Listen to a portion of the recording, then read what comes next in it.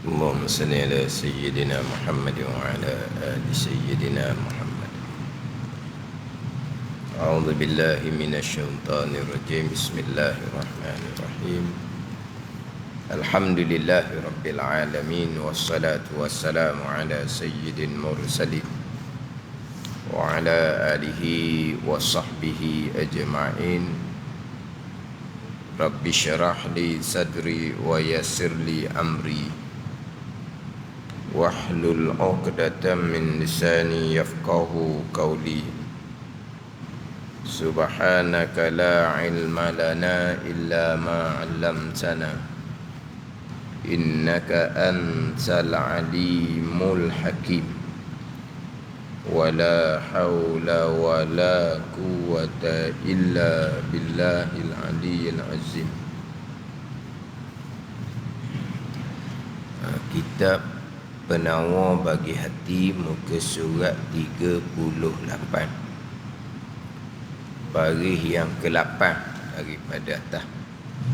Surat 38, baris yang ke-8 daripada atas.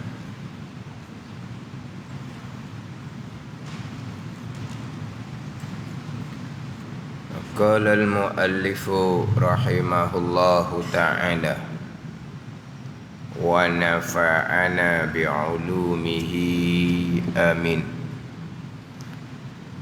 Dan ketahui olehmu bahawasanya kemegahan itu tiada dicela akan dia, akan kemegahan tiada dicela pada syarak semata-mata.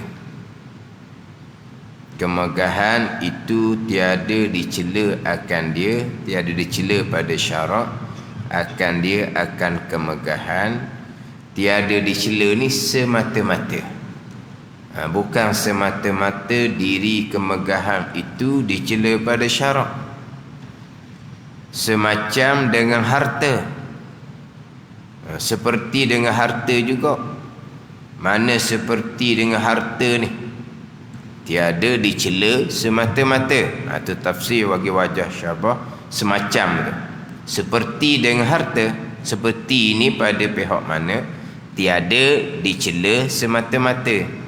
Diri harta tu tiada dicela pada syarak semata-mata.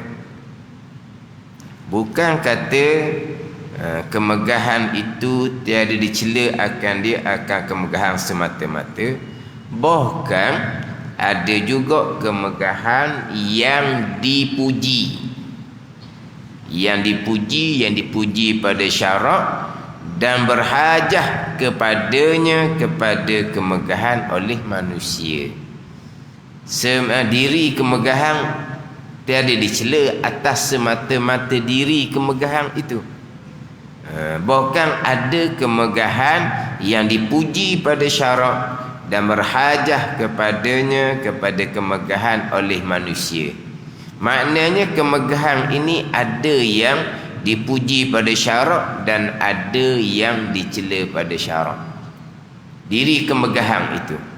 Kemudian yang dibicara adalah sifat kecelaan yang keenam, kasih akan kemegahan. Itu yang dicela pada syarak, bukan diri kemegahan. Sebagaimana terdahulunya sifat kecelaan yang kelima, kasih akan harta, itu yang dicela pada syarak. Adapun harta tidak dicela. Diri harta semata-mata tidak dicela.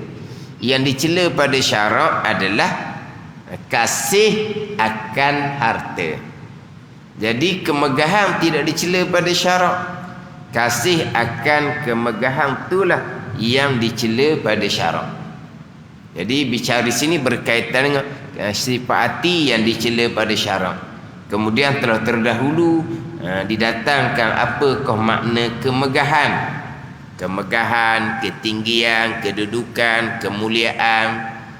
Maknanya memilih akan segala hati manusia.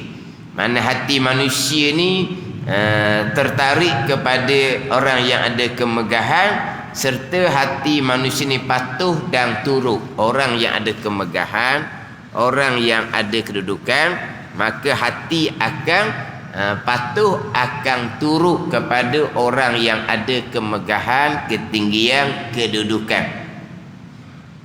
Yang mana kemegahan ini, asal kemegahan adalah datang daripada kemasyhuran. Daripada kemasyhuran maka timbullah kemegahan, kedudukan. Maka dapat memiliki akan hati manusia. Hati manusia ini akan patuh dan turut sampai tahap manusia ini akan ta'assub kepada orang yang ada kemegahan. Itu nak cerita makna kemegahan, kedudukan, ketinggian. Kemudian barulah pergi kepada kasih akan kemegahan. Itu dicela pada syarak. Orang yang nak dapat kemegahan, ketinggian di dunia, maka tidak ada bahagian di hari akhirah bagi orang yang menghendaki akan ketinggian, kemegahan, kedudukan atas dunia. Dapatlah kemegahan, kedudukan, tetapi bahagian akhirahnya tak ada. Tak ada bahagian di hari akhirah bagi mereka yang menghendaki ketinggian, kemegahan di atas dunia. Tetapi bagi orang yang tidak menghendaki dan tidak kasih kepada kemegahan, yang mana kemegahan ini perkara yang disukai oleh nafsu. Kemegahan ini perkara yang disukai oleh nafsu, tetapi seseorang ni bukan kata nak kepada kemegahan, tetapi Allah Ta'ala uji dengan kemegahan, kedudukan. Orang yang berilmu, orang yang beramal soleh akan dapat kemegahan, kedudukan di hati manusia. Tapi bukan orang yang berilmu, yang beramal soleh tadi nak kepada kemegahan, ketinggian. Sama telah pula sama sekali hatinya tidak kasih kepada kemegahan dan ketinggian. Tapi Allah Ta'ala uji pula kepada orang yang berilmu, orang beramal soleh ni dengan kemegahan dan ketinggian. Setara mana dengan ujian dunia. Ini semua kalau kita sebut secara kasar kok masuk di bawah dunia. Kemegahan ini termasuk di bawah dunia. Harta pun termasuk di bawah dunia. Kemegahan pun termasuk dalam perkara dunia. Diuji dengan kemegahan, ketinggian, kedudukan.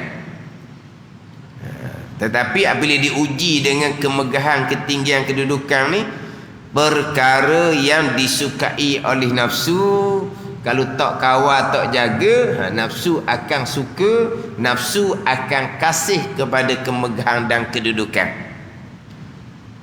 Apabila timbul kasih akan kemegahan dan kedudukan, yang ianya asalnya bukan nak kepada kemegahan dan ketinggian, sama telah pula nak kasih kepada kemegahan dan ketinggian. Bila diuji oleh Allah dengan kemegahan dan ketinggian, akhirnya nafsunya suka, akhirnya nafsunya kasih untuk jaga kemegahan, ketinggian. Di hati manusia ni, orang yang berilmu sekalipun, dia akan turut kepada manusia supaya manusia tidak berpaling daripadanya. Jadi kalau bab hukum hakam pun nak bicara kena pilih-pilih supaya orang yang hatinya sudah dimiliki tadi ni tak berpaling ke lain. Sebab apa? Sebab dia sudah kasih kepada kemegahan, kedudukan, sanjungan, kemuliaan di sisi manusia, yang mana hati manusia ni sudah dimiliki olehnya. Ni mari dapat punahnya, mari daripada kasih itu. Yang asalnya kemegahan adalah ujian daripada Allah Subhanahu wa taala. Ni bicara bab hati lah. Ni bicara bab hati. Ni bicara bab hati ni bicara yang paling sukar. Nak banding dengan bicara hak amal-amal hak zahir tu mudah. Tinggal larangan zahir mudah, tu pun payah dah.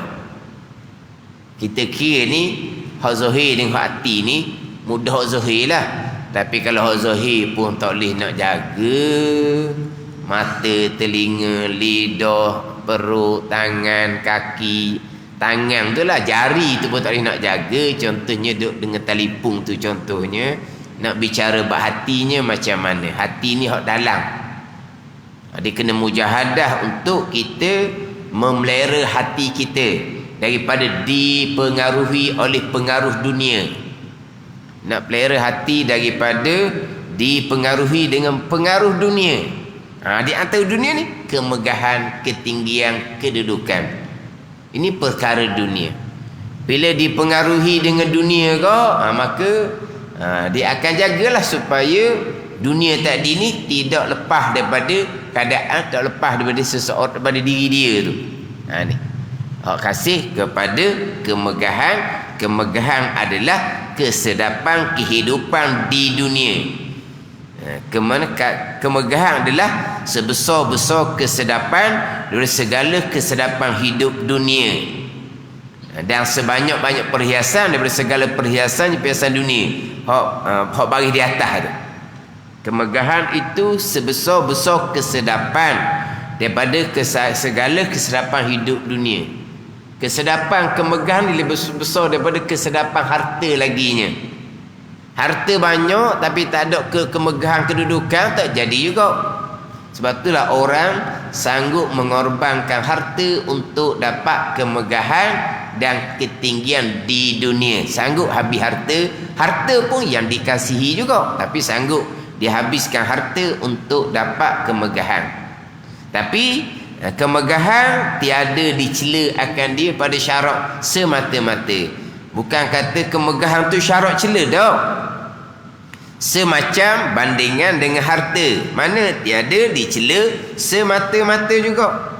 Mana harta pun tidak dicela. Yang dicela adalah kasih akan harta. Itu yang dicela pada ni. Tapi tadilah bicara hati. Dapat kemegahan kedudukan, dapat harta yang banyak. Hati ni mudah terpengaruh dengan perkara yang zahir.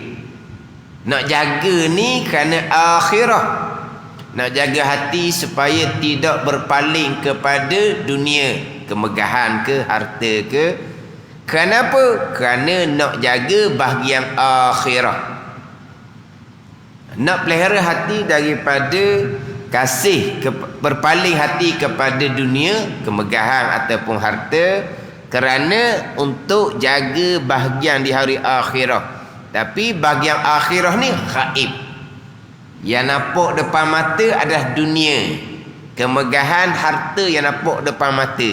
Jadi hati ni kalau tak jaga molek, dia akan lebih pergi kepada perkara yang zahir, iaitu dunia, iaitu kemegahan, harta. Nak banding dengan akhirah, balasan akhirah, hak gaib yang lagi akan datang. Gaib satu, kemudian lagi akan datang. Dunia, kemegahan, harta, zahir, kemudian sekarang. Ni kata bicara berhati begitulah. Itulah bicara berhati ni, dia kena sentiasa diulang-ulang. Hak zahir itu kita mengaji molek, faham atas kita lah nak beramal ataupun tidak. Hak berhati ni dia mudah lupa, mudah lalai daripada hak bicara hati. Kena ulang-ulang. Bukan kata orang belajar kena belajar ulang-ulang. Orang mengajar kena mengajar ulang-ulang. Tunggu saya pesan, di antara ilmu yang kena mengajar ulang-ulang, ilmu tasawuf. Sebab untuk kita peringat akan hati kita sendiri yang mengajar. Mana hak hati ni, hak bab semayang tu tak payah mana tu. Tak payah mana, tak ulang pun tak apa.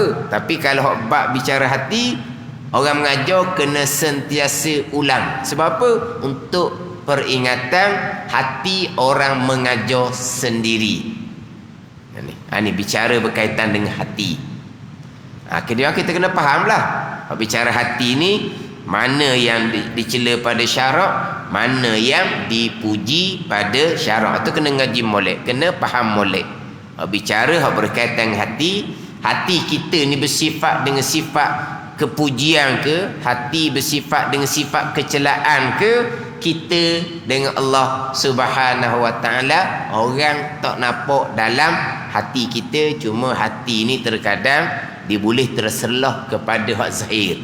Terkadang orang yang kasih akan dunia, kasih akan kemegahan, kasih akan harta hak hati, takabur hak hati, dia akan terselah sampai keluar. Tapi nak ceritanya hati masing-masing. Sama ada hati taat, sama ada hati maksiat, hati masing-masing. Kita dengan Allah Subhanahu Wa Taala, biasa kita ni kita pelihara perkara yang nampak di pandangan zahir. Sebab apa? Sebab kalau hak zahir orang nampak, kita buat perkara yang salah, kita akan jadi malu. Kita akan jadi malulah. Jatuh air muka kita. Kita orang berilmu, kita orang masjid, orang yang dikenali contohnya. Ada pun berkaitan dengan hak hati, hak tu orang tak tahu, sehinggalah dibentang di mahsyar.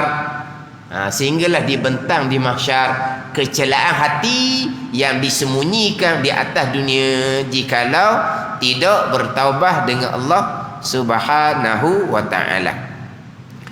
Bahkan ada juga kemegahan yang dipuji.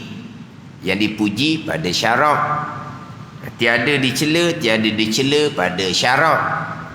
Dicela pada syarak ni, dipuji pada syarak ni. Hak dicela pada syarak yang ditegah lah. Yang dipuji pada syarak ni, yang diperintah pada syarak lah. Mana syarak cela, mana apa tu? Syarak tegah. Dipuji pada syarak, mana syarak perintah lah. Contohlah kita bicara sifat mazmumah, sifat yang dicela. Zamimah, sifat yang dicela. Mahmudah, sifat yang dipuji. Apa makna sifat dicela? Sifat yang ditegah oleh syarak. Apa makna sifat yang dipuji? Sifat yang diperintah oleh syarak supaya semar ke dalam hati kita. Anda faham situlah. Dia kadang-kadang sebut yang dicela, yang dipuji, yang dicela, yang dipuji, takut tak faham. Tak faham. Apa maksud yang dicela? Tiada dicela. Kemudian yang dipuji, ini bicara syarak. Kalau kata tiada dicela pada syarak, mana syarak tidak tegah. Kalau kata yang dipuji pada syarak, mana syarak perintah ni. Syarak tak larang lah kita kata. Itu yang dipuji pada syarak. Dan berhajah, mana perlu kepadanya, kepada kemegahan oleh manusia. Mana contohnya? Ada. Berhajah kepada oleh manusia bandingan. Ini bukan contoh. Bandingan. Seperti, ini bandingan bukan contoh. Dia kadang-kadang seperti ini contoh, tamsil. Ini bukan ni tanzil. Tanzir, ni apa? Bandingan. Bukan contoh. Ni tanzir, mana apa? Bandingan. Bukan misal, bukan contoh. Mana berhajah kepadanya, kepada kemegahan oleh manusia, seperti bandingan dia berhajah ia manusia, perlu ia manusia kepada sedikit daripada harta. Begitulah. Sebagaimana perlunya kepada kemegahan oleh manusia, seperti perlunya manusia kepada sedikit daripada harta. Maka tiap-tiap kemegahan yang dikehendaki akan dia, yang dihajah akan dia, yang diperlu akan dia, mana kerana menyampaikan kepada yang dipuji. Kerana menyampaikan kepada yang dipuji.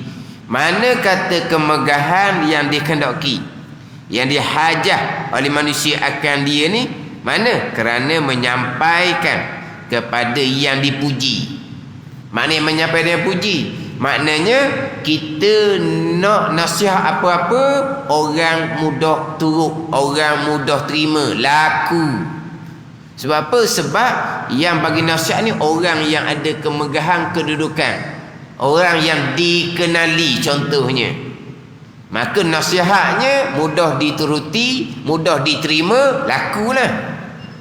Tak mudah-mudahlah orang nak tolong. Jadi menyampaikan kepada yang dipuji ni mana apa? Mudah-mudahan dia berubah. Itu yang dipuji. Tapi perlu kepada orang yang ada kedudukan kemegahan.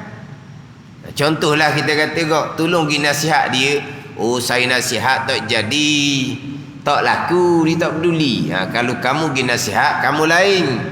Orang yang dihormati, orang yang dimuliakan, orang yang ada kemegahan, yang ada kedudukan. Mungkinlah dia akan terima. Kalau nasihat tu datang daripada orang-orang berkenaan. Jadi yang dikehendakinya apa? Yang dipuji apa? Supaya dia berubah. Supaya dia berubah. Jadi menyampaikan kepada kebaikan tadi. Jadi kemegahan ini menjadi wasilah dia panggil. Jadi wasilah kepada maksudnya supaya dia berubah, dia terima nasihat. Maka perlu kepada orang yang ada kemegahan, orang yang ada kedudukan. Orang yang ada kemegahan, kedudukan. Batu terkadang dari segi orang nak nasihat ni, pakaian dia pun kena nampak sikitlah title dia tu. Nak cerita apa-apa ni.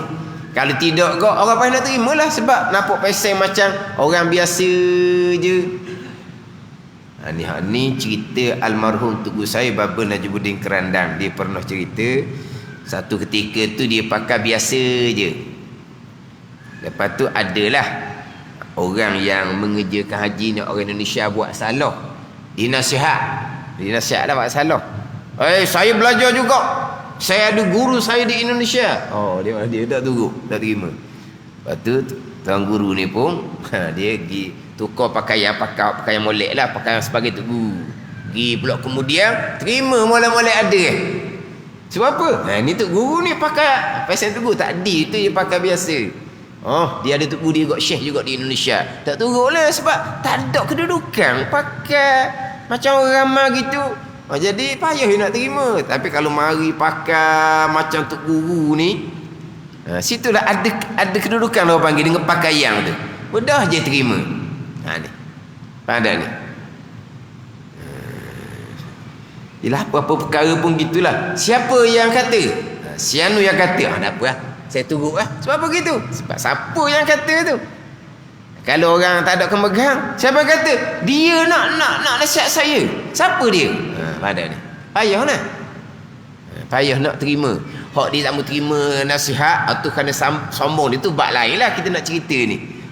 Hak yang boleh menyampaikan pada yang dipuji pada syarak tu, hak itulah kemegahan yang diperlukan.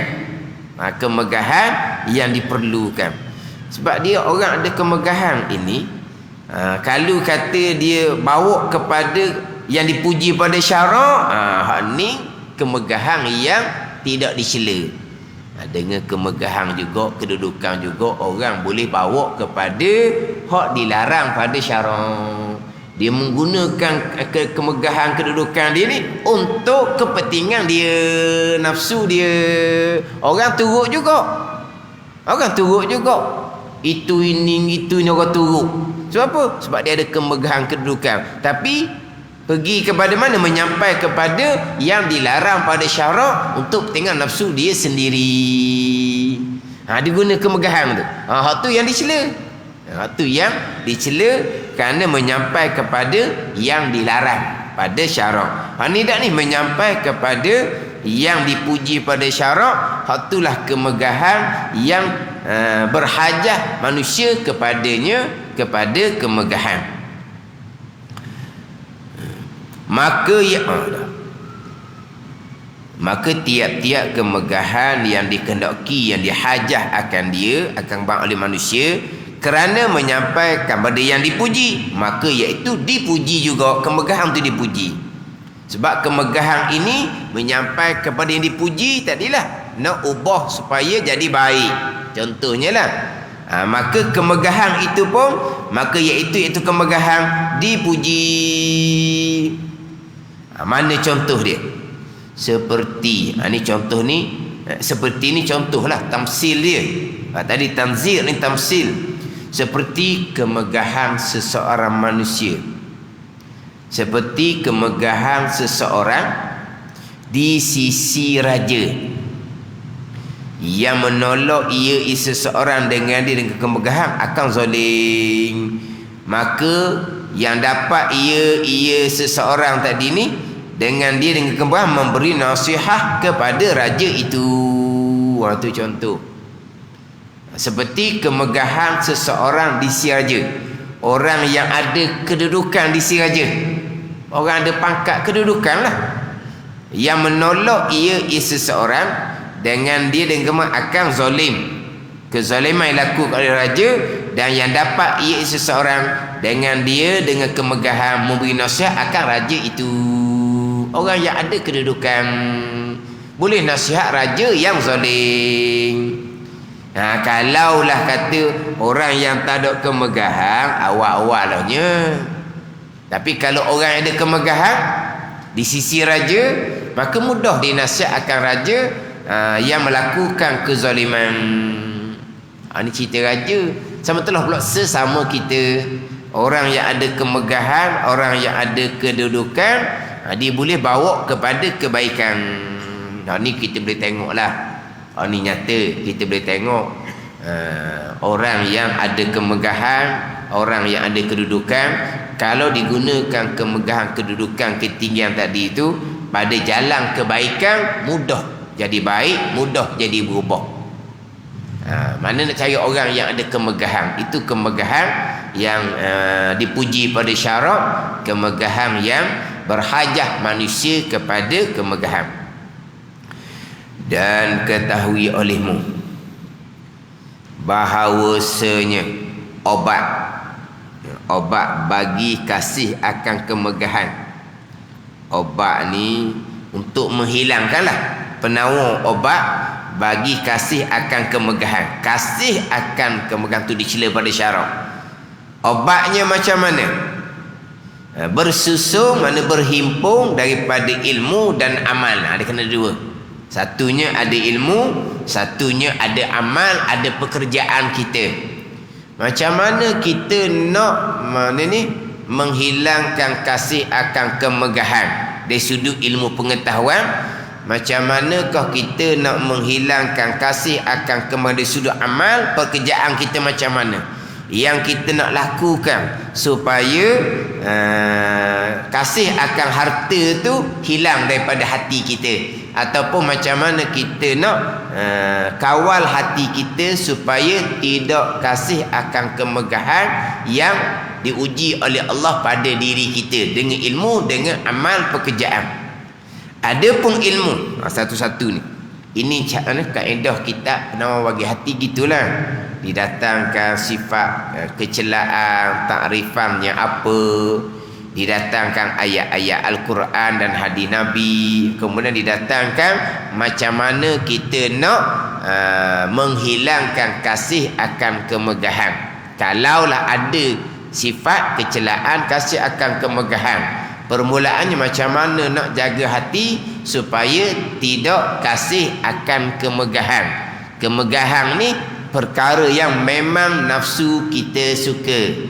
Jadi macam mana nak jaga hati kita supaya hati kita tidak kasih kepada kemegahan yang memang nafsu kita suka. Jadi dua, ilmu satu, amal satu. Adapun ilmu, maka mengetahui ia. Mengetahui ia, betul ejaan tak? Betul ejaan hak cetakan baru. Mengetahui. Mana? Betul? Mengetahui. Saya ni lain sikit lah. Tak ada saya ni. Cetakan lama, cetakan baru macam ni. Mengetahui. Ada lah sebelum waw tu. Saya tak ada. Adapun ilmu, maka mengetahui ia seseorang akan segala kebinasaannya, kebinasaan kasih akan harta, kasih akan kemegahan yang bersegera di dalam dunia. Mengetahui akan segala kebinasaannya, segala kebinasaan kasih akan kemegahan ni yang bersegera di dalam dunia. Kebinasaannya kebinasaan kemegahan, kebinasaan kasih akan kemegahan. Maka mengetahui ia seseorang akan segala kebinasaannya, itulah kembali pada kasih akan kemegahan ataupun kemegahan tu diri kemegahan. Kita tengok ayat dia. Yang bersegera di dalam dunia seperti dengki atasnya oleh manusia. Manusia akan dengki kepada orang yang ada kemegahan. Mana manusia akan dengki lah orang yang ada kemegahan, kedudukan, ada nama, kemasyhuran, orang pun dengki. Ni hak kebinasaan yang bersegera di atas dunia. Jadi nak kasih apa kepada kemegahan yang mana akan timbul ni dengki daripada manusia yang lain. Kalau kita biasa-biasa tak ada orang nak dengki pun. Tapi kalau ada kemegahan kedudukan, orang pun benci. Itu kebinasaan yang bersegera di atas dunia. Bila dengki dan menyakiti mereka itu manusia akan seseorang yang ada kemegahan. Orang akan cuba nak jatuh lah dengan kemegahan yang ada pada diri seseorang. Dan susah ia seorang pada memelihara kemegahannya daripada hilang. Kerana tiap-tiap yang mempunyai kemegahan itu sentiasa ia di dalam ketakutan daripada hilang akan kemegahannya dengan berubah hati manusia. Ni orang kasih lah ni. Orang yang tidak kasih akan kemegahan, tu orang berpaling ke apa ke, dia tak kasih pun kepada kemegahan.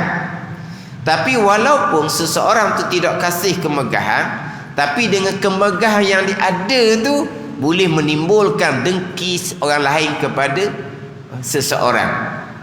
Bila orang dengki ni, dia akan menyakiti ni, dia usahakan nak menjatuhkan lah, dengan fitnah ke, dengan apa ke. Mana ketika biasa-biasa tak ada orang kata apa. Bila ada kemegahan kedudukan, orang pun dengki, orang pun usaha nak menjatuhkan kemegahan ketinggian. Jadi diri kemegahan ni atas dunia ni pun susah dah. Diri kemegahan. Jadi nak kasih apa kepada perkara yang boleh bawa kebinasaan kita atas dunia. Kemudian kalau kasih pula akan kemegahan, susahlah nak pelihara. Dan kemegahan yang dikasih ni, dia akan usaha nak pelihara supaya tidak hilang. Nak pelihara supaya tidak hilang dia, tak kira lah macam mana pun. Jalan betul ke, jalan salah ke, janji kemegahan kedudukan dia, mana apa, terjamin, tak hilang. Susah macam mana pun dia usaha lah. Bila orang nak menjatuhkan, dia lawan balik lah. Sebab apa? Baik nak jaga kedudukan dia, kemegahan ketinggian dia. Hak tu kebinasaan atas dunia. Kemudian orang yang sudah dikuasai hatinya pula ni, manusia ni hati dia berubah. Dan Allah Ta'ala muqallibal qulub. Allah Ta'ala lah yang membalik-balikkan hati. Bila Allah balik hati, orang yang hatinya sudah dikuasai kerana ada kemegahan, akhirnya orang tu tak boleh kuasai lagi hati dianya. Bukan setakat tiada kuasai, terkadang orang yang selama ni turut kepada orang yang ada kemegahan, dia berpaling jadi benci pulaknya. Ni hati manusia akan berubah. Yang asalnya hati tadi ni dikawal kerana seseorang ada kemegahan, tapi akhirnya hati manusia ni berubah. Bukan setakat hatinya sudah tidak dikuasai, bahkan hati itu jadi benci pula kepada orang yang asalnya diturut, dipatuh sebab ada kemegahan, kedudukan dan ketinggian. Kalau bicara sini susah lah. Kalau kasih akan kemegahan, kalau tak kasih tak ada masalah. Orang berpaling ke, tak berpaling ke, orang hormat ke, tak hormat ke, orang angkat sanjung ke tidak, itu perkara dunia. bukan menjadi perhitungan. Perkara yang dia kehendaknya adalah akhirah. Janji jalan tu jalan betul, hati orang macam mana pun terpulang. Ni orang hak betul-betul ni tidak kasih akan kemegahan. Kemegahan hanyalah ujian daripada Allah Subhanahu wa taala. Yalah, orang yang berilmu, beramal soleh, Tuhan uji dengan kemegahan, kedudukan, ketinggian, sanjungan. Sampai masa Tuhan uji pula, kemegahan tu ditarik balik, contohnya. Tapi dianya macam mana? Dia terus dengan amal dia. Janji dia sebenar, jalan hak betul, tak apalah. Ada ni, Tuhan uji jatuh. Tapi terkadang hak dapat kemegahan ni, hak jatuh tu kadang bukan ujian daripada Allah, balak daripada Allah. Sebab dia nak dapat kemegahan, jalan budak tu matlamat kemegahan, matlamat untuk menyampaikan kepada yang dilarang pada syarak. Ni jatuh ni balak daripada Allah Subhanahu wa taala. Orang yang dapat kemegahan cara tak betul ni, dia masyhurkan diri dia. Dia hebohkan hadiri dia, begian, masyhur, dapat kemegahan. Lama-lama orang pun tahulah tak sebenar, tuan pun balak dengan jatuh, tak ada orang peduli. Ada tak orang rupa agama seumpama tu? Ada je orang rupa agama, tapi orang yang bukan jalan sebenar lah, tapi rupa agama pandai guna hak agama sikit sebanyak, pandai bercakap pula, dia promosi diri dia, dia masyhurkan diri dia, dia angkat diri dia. Mula-mula orang pun pakat sanjung, lama-lama orang pun perasan dia nak apa sebenarnya. Duk cerita begitu, begini, kelebihan diri. Tujuannya apa? Nak dapat kemasyhuran. Mula-mula orang sanjung lah, orang puji, orang sanjung. Lama-lama ni jatuh ni dibalakkan oleh Allah Subhanahu wa taala. Terkadang orang sebenar pun jatuh juga, ujian daripada Allah Subhanahu wa taala. Yalah, dia hak sebut tadilah, hak hati ni tak nampak, tapi akhir akan zahir juga keluar. Macam mana cara duduk cerita nak apa sebenarnya?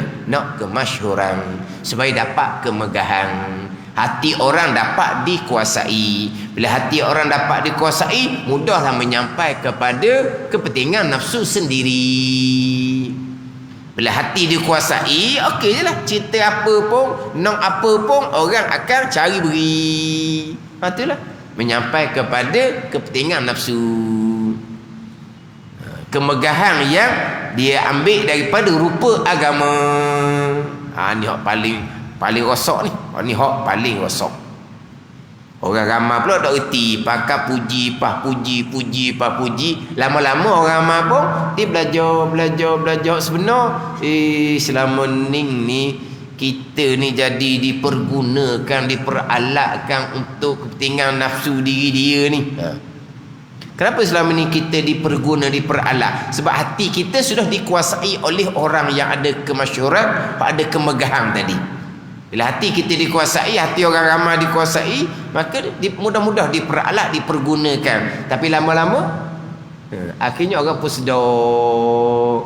Jatuh tu pula, tu adalah balasan daripada Allah Subhanahu wa taala.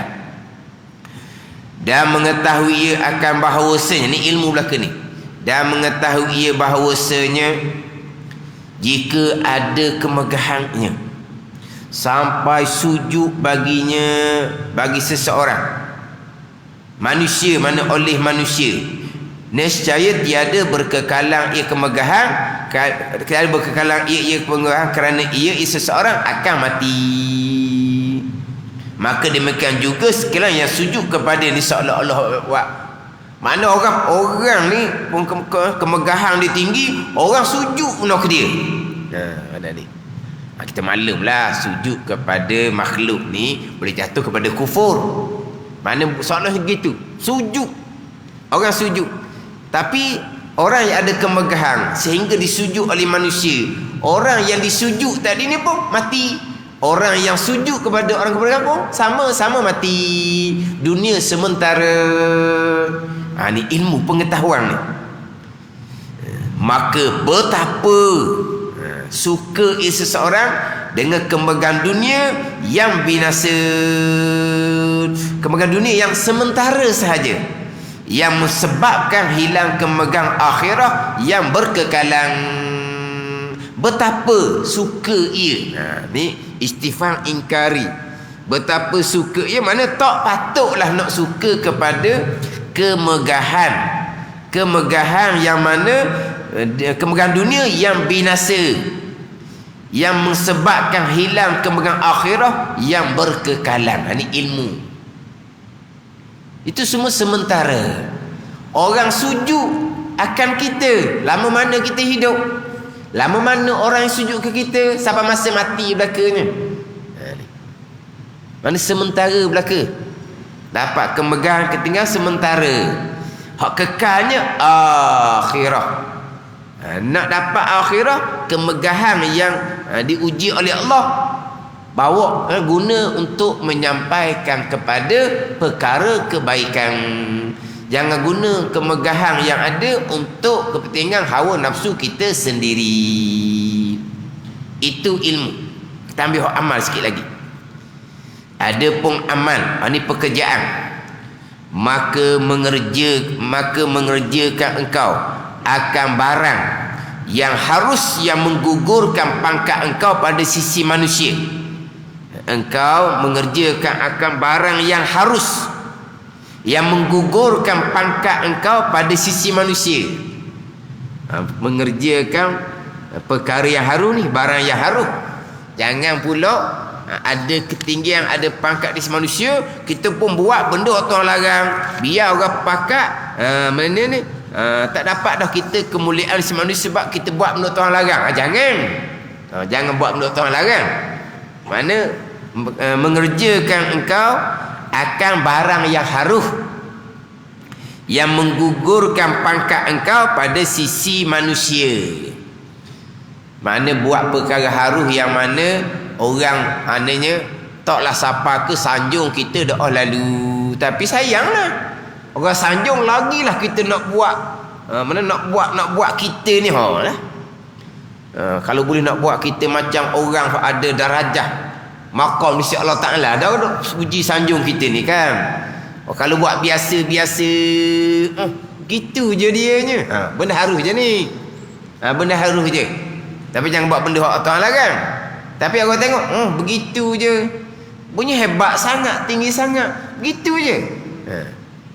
Contohlah makan ramai-ramai kedai, contoh ini benda harum. Orang tengok kata hebat. Biasanya orang yang ada kemegahan ni lagilah nak tunjuk dia punya. Kalau boleh nak suruh kata tu keramat mana, lagi orang puja, orang sanjung. Tu ini dah ni. Maknanya nak menghilangkan macam ni orang duduk angkat kita. Buat perkara yang harum, perkara yang biasa-biasa sudahlah. Perkara yang biasa-biasa. Tu kadang-kadang berpakaian biasa-biasa. Perkara tu harus saja. Yang boleh menggugurkan pangkat engkau pada si manusia. Mana tengok begitu je pakaian, biasa je. Tapi janganlah berpakaian yang tak baik. Jangan, hak harus je ni. Kita dah bila kita ada kemegahan ketinggian, orang panggil kita, hak selapis kita tambah 2 lapis. Hak serban 1 tambah serban jadi 2 3. Sebab apa? Nak suruh dia naik kau tinggi. Badan ni. Dah nafsu jadi kasih suka. Mana kalau lah orang ni pandang lebih, pandang tinggi, jumpa cuma biasa je. Jangan kita buat macam jadi orang ni, bila kita buat lebih tinggi, orang nampak bertambah tunduk kepada kita. Jangan seumpama tu. Sebab tu setengah-setengah tu kita jumpa tu pakaiannya dia simple saja. Mana apa ni? Tak ada kata kita pun jadi biasa-biasa, tak jadi segang, tak jadi malu pun. Cuba kalau kita pergi jumpa dia pakai hebat, duduk hebat, kita nak pergi dekat takut. Sebab apa? Nak pergi dekatkan tu tempat tu, tak lagi duduk pun tak tahu tu tempat dia ke. Dia takutlah kita. Apa? Hebah dia ni. Tak tegur tak. Terjumpa tu biasa-biasa saja. Biasa-biasa saja. Pada ni. Sebab apa? Nak mengurangkan, nak menggugurkan akan pakat engkau pada sisi manusia. Ni contohnya seperti barang diceritakan bahawa seorang raja mengziarahi ia akan seseorang yang sangat zahid. Orang ni orang zahid ni, raja ziarah dia. Maka tak kala mengetahui orang zahid itu akan kedatangan raja. Orang zahid sungguhlah ni. Orang zahid kena kenal pula orang zahid ni macam mana. Orang yang hatinya berpaling di dunia. Bukan orang zahid ni orang pakai baju buruk, baju carik, bukan. Baju buruk, baju carik ni orang miskin. Tu orang miskin waktu. Orang tak ada duit nak beli baju. Ni orang zahid. Maknanya hati dia berpaling daripada dunia. Hati berpaling daripada dunia. Itu orang zahid. Dia akan bicara nanti sifat kepujian. Sekurang-kurang orang zahid ni, zahid orang awam ni lah. Zahid orang kita ni, orang awam, berpaling hati daripada hak haram. Tu. Kalaulah ni benda tu benda haram, banyak mana pun tak ambuh. Hati tak ambuh. Tu zahid orang awam. Kalau hak halal nak, banyak mana pun lagi nak hak halal. Tapi kalau hak haram, hati berpaling. Ni zahid orang awam. Orang hak tomok ni halal haram belakang kira janji dapat. Ni orang tomok ni orang ahli dunia. Orang yang kasih akan harta dunia. Orang zahid tak. Sekarang orang zahid ni hati berpaling daripada harta dunia yang haram. Hak halal nak, hak haram banyak mana pun tak ambuh. Ni sekurang-kurang. Ni hak zahid sungguhlah ni. Di zahid pun dia ada kedudukan juga. Maka tatkala mengetahui orang zahid itu akan kedatangan raja, maka menyuruh ia dengan menghidang makanan. Menghidang makanan ni. Maka memakan ia orang zahid tadi dengan bersangatan loba dan membesarkan ia akan suapnya supaya hilang zahid dia dari dalam hati raja itu. Biar raja kata orang ni bukan orang zuhud gini ni, makan apa, punya hidangan lagi, makan pula loba pada makan, suap pula. Suap kalau membesarkan akan suapnya, makan penuh tangan tau. Supaya apa? Supaya hilang zahid daripada hati raja itu. Hati dia zuhud. Hak raja kata dia zuhud tu. Biar raja kata, maka tak akan melihat akan megang alih raja itu. Maka berpaling ia. Berpaling orang zuhud. Apa seumpama tu? Ni. Supaya gugur pangkat di sisi manusia. Buat perkara yang harus, jangan buat perkara yang haram. Itu tak boleh. Mana kalau orang ni angkat, sepatutnya kita kena turunkan. Apa kata? Turunkanlah. Apa kata? Taraf kita tu, wa'imah pakaian ke, wa'imah apa turun. Jangan orang hormat, orang mulia, orang angkat, kita pun bertambah nak angkat diri. Tu bukan Melaka lah tu. Hak ilmu tadi, pengetahuan tu semua sementara. Akhirnya kalau kasih kepada kemegahan dunia sementara, tidak akan dapat kemegahan di hari akhirah. Sementara belaka tu. Itu dari segi ilmu pengetahuan. Dari segi amal pekerjaan pula, kita kena buat perkara yang mana biarlah orang ni taklah siapa ke beranggapan seseorang tu terlampau tinggi. Ada ni. Orang awam ni kadang-kadang dinilai tu, nilai kot zahir dah lah. Tengok punya pakaian pun apa kot, tak ada dah lah. Mana kalau orang alim besar lah. Kalau orang yang soleh sangat-sangat lah. Sebab apa? Jumpa lagi lah nak tunjuk ni macam mana kealiman dia. Nak tunjuk kitab dia banyak mana. Nak cerita dia punya pengajian banyak mana. Patutnya apa? Biasa-biasa, cerita biasa-biasa, biar orang ni taklah terlampau mengangkat. Ini kalau orang yang tidak kasih akan kemegahan, dia nak jaga orang lain supaya tak sampai peringkat ta'assub ke mana, pujian yang berlebih-lebihan. Orang sekarang sangat suka kepada pujian yang berlebih-lebihan. Puji, dia lagi angkat diri. Puji, share gambar tu, share gambar ni, orang pun angkat. Dia lagi share gambar molek-molek. Lagi orang angkat, lagi dia share gambar molek-molek. Nak tunjuk bahawa dia ni orang hebat. Patut orang puji, share gambar, duduk biasa-biasa sudah. Kalau nak share, tak payah share pun tak apa. Tapi orang puji lagi share. Orang puji lagi share apa? Nak supaya orang ni nak sentiasa dikenal apa? Sentiasa duduk mengangkat, memuji, menyanjung akan diri dia. Ni kita ingat baik ni. Kita kena apa ni? Kena luas sikitlah. Ilmu kita kena luas. Mana kena tengok sikitlah suasananya macam mana. Terutama sekali kepada orang agama lah. Orang dunia tu bicara lain. Orang agama. Orang yang rupa agama. Ataupun orang agama yang sebenar. Tetapi hati sudah berpaling kepada dunia. Ataupun memang hanya rupa saja agama. Tapi yang sebenar-benarnya tak ada pun. Tak ada setara mana pun. Orang beragama yang sebenar sekalipun terkadang dia sudah terpengaruh dengan kemegahan dunia. Maka berkata orang yang zahid itu, alhamdulillahillazi sarafaka anni. Itu segala puji bagi Allah Tuhan, bagi Allah Ta'ala yang memalingkan ia akan dikau daripada aku. Muju alhamdulillah. Raja pun berpaling, dia pun alhamdulillah, kerana Allah telah memalingkan raja itu daripada dia.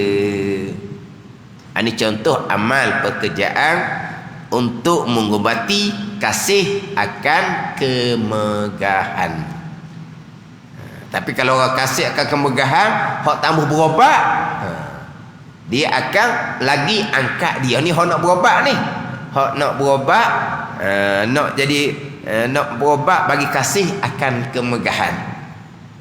Kalau orang yang kasih akan kemegahan yang berpanjangan, larilah pula cara dia. Beranggapan seolah-olah kemegahan ini benda yang selama-lamanya, walahal kemegahan hanyalah sementara ujian daripada Allah Subhanahu wa ta'ala. Wallahu a'lam.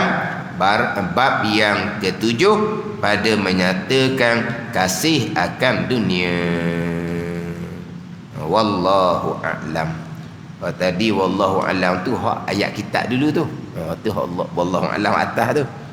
Benda wallahu a'lam hak kediam tu, hak kemudian hak tu hak wallahu a'lam sayanya. Kan di atas tu kan wallahu a'lam, bab yang ketujuh pada menyatakan kasih akan dunia. Barulah wallahu a'lam. Bismillahirrahmanirrahim. Alhamdulillahirabbil alamin. Wassalatu wassalamu ala sayyidil mursalin wa ala alihi wa sahbihi ajma'in. Allahumma iftah alaina futuhal arifin. Allahumma allimna ilma akadamin wa fahimna famas sabiqin warzuqna ruqat talibin. Allahumma zidna ilman wa alhiqna bis salihin. Wa sallallahu ala sayyidina Muhammadin wa ala alihi wa sahbihi wa sallam. Alhamdulillah rabbil alamin.